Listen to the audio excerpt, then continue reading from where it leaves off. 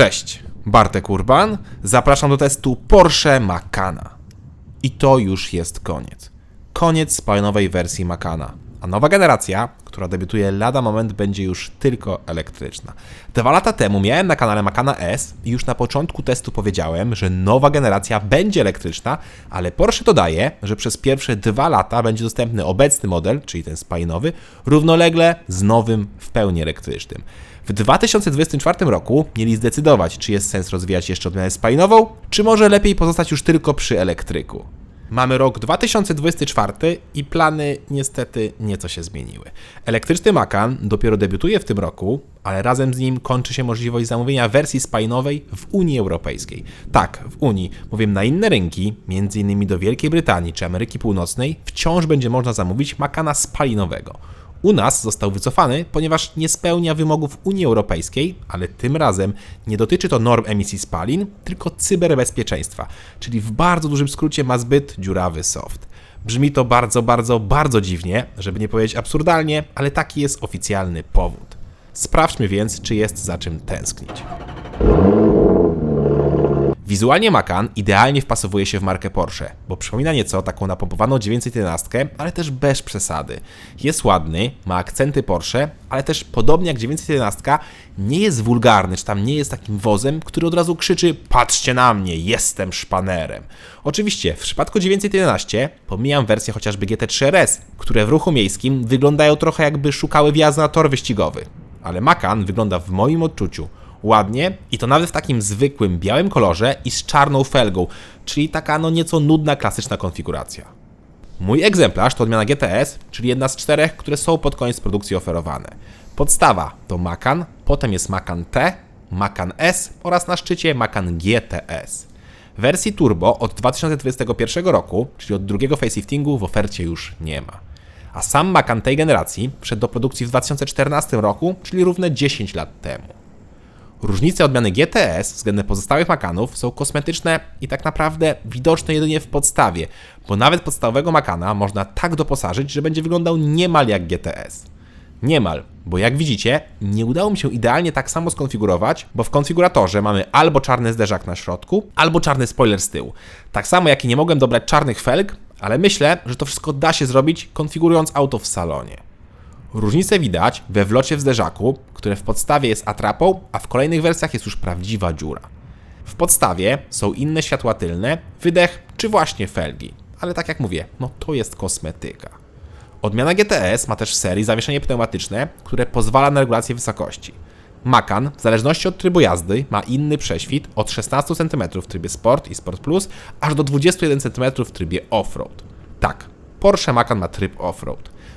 Producent nawet podaje kąt rampowy, który wynosi niemal 18 stopni.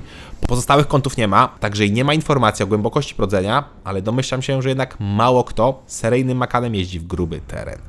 Macan w podstawie i ze zwykłym zawieszeniem ma prześwit 18,5 cm. Jak jesteśmy przy centymetrach, to pora na wymiary. Macan ma 4726 mm długości, 1927 mm szerokości oraz 1596 mm wysokości. Rozstaw osi to 2807 mm. Czyli konkurencja Macana to takie auta jak Jaguar F-Pace, Mercedes GLC, BMW X3 oraz oczywiście Audi Q5, które tak naprawdę dzieli m.in. płytę podłogową z Macanem. I o ile wymiary zewnętrzne są całkiem duże, tak auto samo w sobie jest ciasne, żeby nie powiedzieć małe. Bagażnik na przykład ma pojemność 458 litrów, co przy chociażby BMW X3 jest niemal o 100 litrów mniejszą wartością, bo tam jest 550 litrów. Audi Q5, czyli bliźniak Macana, ma 520 litrów pojemności. Dziwne. Ja miałem dodatkowe, takie montowane w szyny przegrody, które oczywiście można wymontować. Pod podłogą jest dodatkowa przestrzeń, ale niestety nie możemy podłogi obniżyć, można tą deskę wywalić i zostawić na przykład w garażu.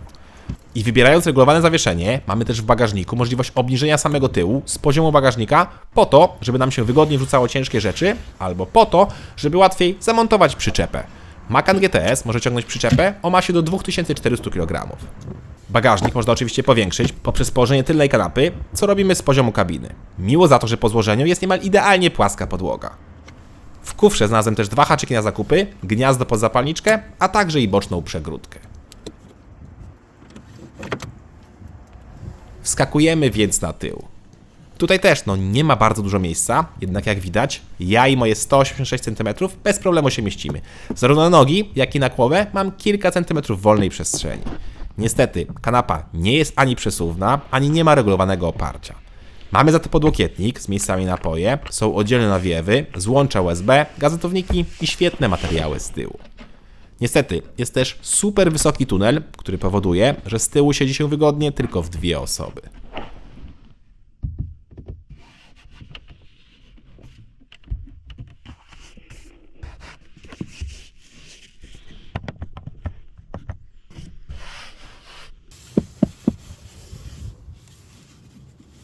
Wsiadamy do przodu, gdzie jest najwygodniej, bo witają nas w pełni elektryczne fotele z masą regulacji, w tym możliwością pompowania boczków. Oczywiście w opcji, bo w podstawie aż takich bajerów nie ma. To znaczy, fotel nadal jest elektryczny, ale nie ma już na przykład pompowania boczków. Pozycja w makanie jest świetna, mamy dobrą widoczność i każdy szybko znajdzie odpowiednie ustawienia. No i najważniejsze, stacyjka jest po lewej stronie, zgodnie z tradycją sportową, żeby było szybciej. Wskakujemy do samochodu, lewa ręka odpala, a prawa już wbija bieg.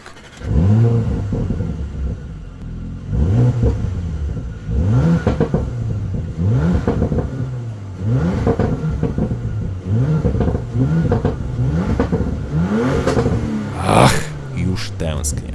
Pora więc na deskę rozdzielczą. Na deskę, która jest świetnym miksem nowoczesności, tradycyjności oraz w tym wypadku sportu. Sportu, bo ten czerwony obrotomierz na środku oraz czerwony zegarek na szczycie od razu rzuca się w oczy. Tak samo jak i rzuca się w oczy mała, bardzo ładna kierownica, która ma średnicę 36 cm i jest to opcja. W podstawie jest nieco większa. A także na desce rozdzielczej mamy świetnie zamontowany ekran, który nie wystaje nad deską, tylko jest pięknie wkomponowany. Szkoda tylko, że system, który jest za tym ekranem, nie obsługuje Android Auto.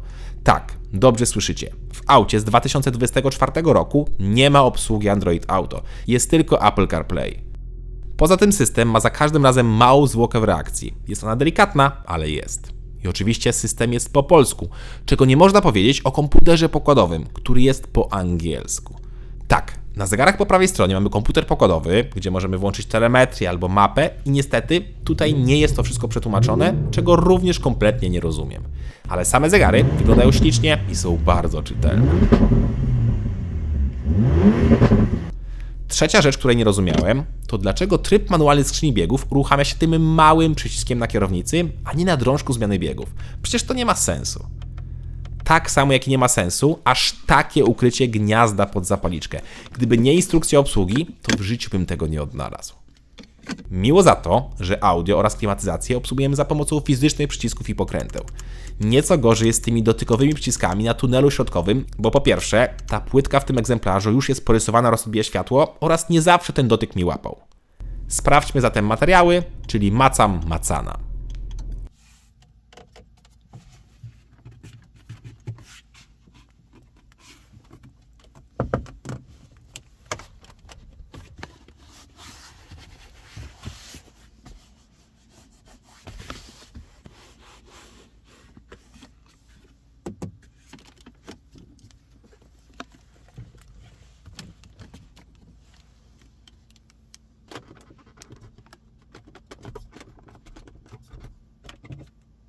Jak słyszeliście i widzieliście, materiały prezentują się świetnie i są bardzo dobrze spasowane.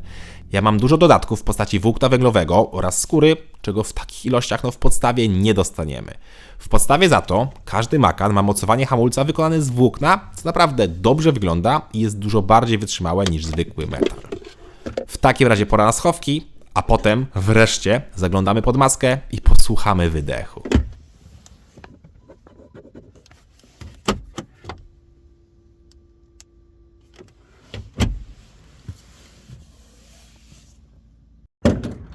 No i jest. 2.9 V6 biturbo o mocy 440 koni.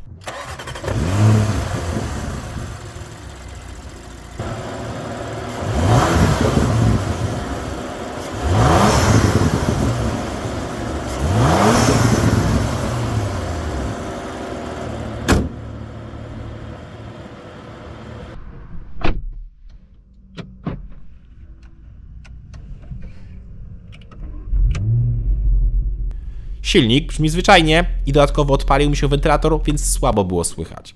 Ale w tle przebijało się już coś fajnego, czyli to, co słychać z tyłu. Zapraszam na symfonię Macana.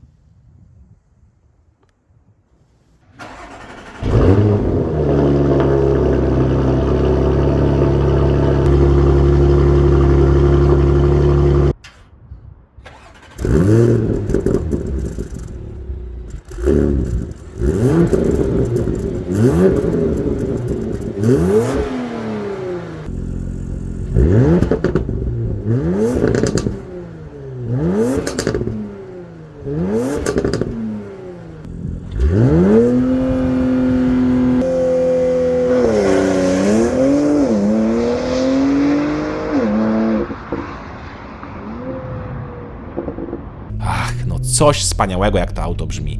Nie dość, że nie ma ref limitera, czyli możemy kręcić prawie do odcięcia na postoju, to dodatkowo możemy go odpalić z otwartymi klapkami i wtedy cudownie gada. Naprawdę, jak na współczesne auto, to Macan GTS brzmi cudownie.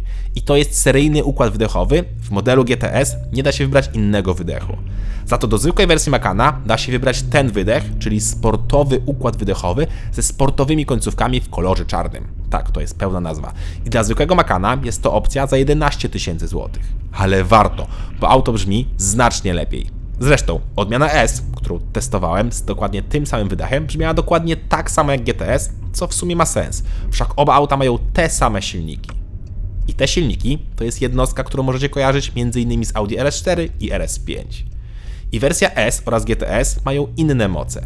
Podstawowy Macan ma 265 koni z 2 litrów pojemności i 4 cylindrów, Macan S ma 360 koni z 2,9 V6 biturbo, a GTS ma ten sam silnik, ale już koni 440. A to oznacza, że GTS robi setkę w 4,5 sekundy lub w 4,3 sekundy, jak mamy pakiet Sport Chrono. A pakiet Sport Chrono nie podnosi mocy, tylko dodaje tryby jazdy i procedury startu. I ja właśnie ten pakiet mam. Pora więc sprawdzić, czy faktycznie Macan robi 4,3 sekundy.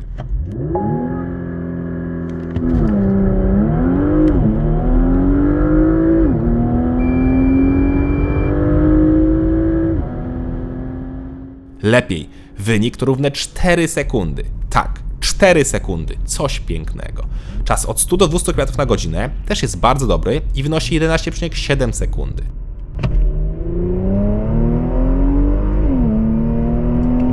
Dla porównania, odmiana S, też z pakietem Sport Chrono, robiła podczas moich pomiarów 4,4 sekundy do setki oraz 13,3 sekundy od 100 do 200. Też szybko, no ale jednak wolniej. Sprawdziłem GTS-a bez procedury startu i wynik to 5,3 sekundy, czyli również szybko. Szybko, ale warto zaznaczyć, że konkurencja Macana jest szybsza. Szybsza, no bo i dużo mocniejsza. Alfa Romeo Stelvio Quadrifoglio, BMW X3M, Jaguar F-Pace SVR czy Mercedes GLC 63 AMG, każde z tych aut ma ponad 500, a nawet i ponad 600 koni, stąd też setkę robią w miarę podobnie, bo okolice 4 sekund, tak już czasy 100-200 mają poniżej 10 sekund, a 2 sekundy w tym przedziale, no to jest już bardzo dużo. Z tym, że Macan GTS nie udaje, że jest najszybszy. Ba, wygrywa z każdą konkurencją pod względem prowadzenia.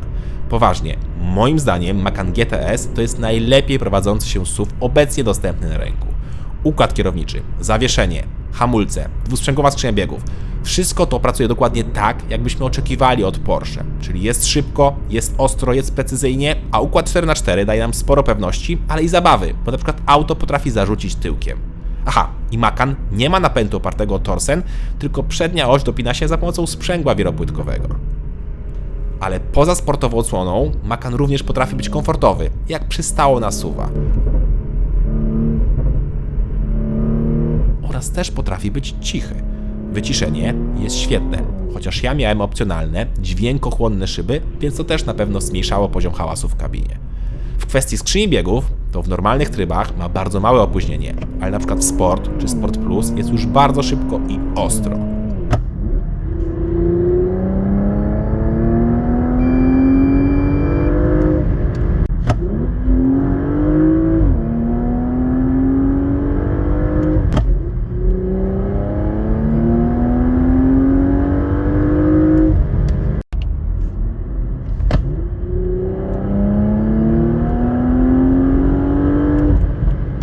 Jazda Macanem to czysta przyjemność. I co ciekawe, nie jest aż tak kosztowna, przynajmniej jeśli chodzi o spalanie. W mieście przy spokojnej jeździe da się zrobić 10-11 litrów, co uważam za świetny wynik. Oczywiście to jest bardzo skrajny wynik, bo normalne wyniki ciągle oscylują około 13-14 litrów. W trasie przy 120 miałem wyniki na poziomie 8,5-9 litrów, a przy 140 to już okolice 12,5 litrów. Nie jest źle jak na sportowego SUV-a, który niestety nie jest lekki. Waga Macana GTS to 1960 kg na sucho, czyli z kierowcą, paliwem i dodatkowym wyposażeniem to już dobijemy do niemal 2,1 tony. Ale naprawdę tego nie czuć, bo tak jak mówiłem, Macan jest zwinny i świetnie się prowadzi. Aha, i bak paliwa ma 65 litrów. Druga uwaga to hamulce. Jak ktoś potrzebuje mocniejszych, to w opcji można kupić ceramikę za 23 tysiące złotych. To w takim razie porozmawiajmy o cenie. Podstawowy Macan z dwulitrowym silnikiem mocy 265 koni kosztuje 298 tysięcy złotych. Odmiana T to wydatek 319 tysięcy złotych, a model S to już 380 tysięcy złotych. Najmocniejsza odmiana GTS, czyli taka jak testuję, kosztuje minimum 457 tysięcy złotych. Oczywiście w podstawie, bo mój egzemplarz miał parę dodatków za 140 tysięcy złotych, więc jego cena to już niemal 600 tysięcy złotych. Teraz na ekranie widzicie ceny dodatków, a te w Porsche zawsze były drogie.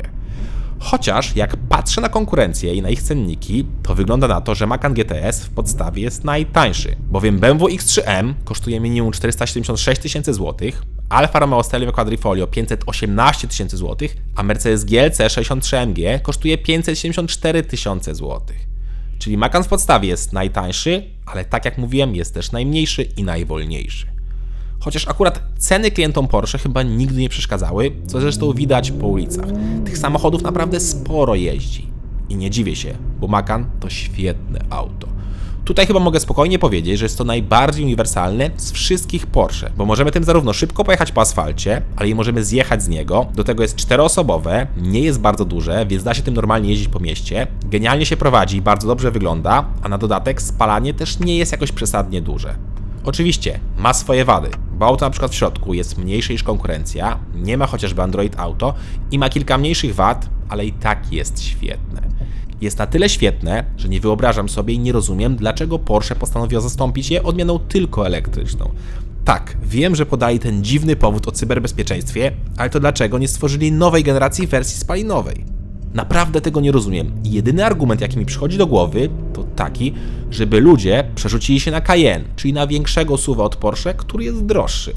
Z tym, że Cayenne już jest naprawdę duży i może tam być problem podobny, o jakim mówiłem przy teście BMW X5M, że nie nadaje się ani do sportu, ani w teren. A Macan wręcz przeciwnie. Przy szybkiej jeździe jest genialny, no a w teren, no to nie oszukujmy się. I tak prawie nikt nim nie wiedzie, ale jakby ktoś chciał, to też da się. Tak więc odpowiadając na pytanie z początku testu, tak, będę i będziemy tęsknić za spalinowym Macanem, bo to jest świetne auto. Aha, i jak chcecie kupić nowego, spalinowego Macana, to śpieszcie się, bo to jest właśnie ostatni moment, żeby go zamówić. Zaraz nie będzie takiej możliwości. Cześć!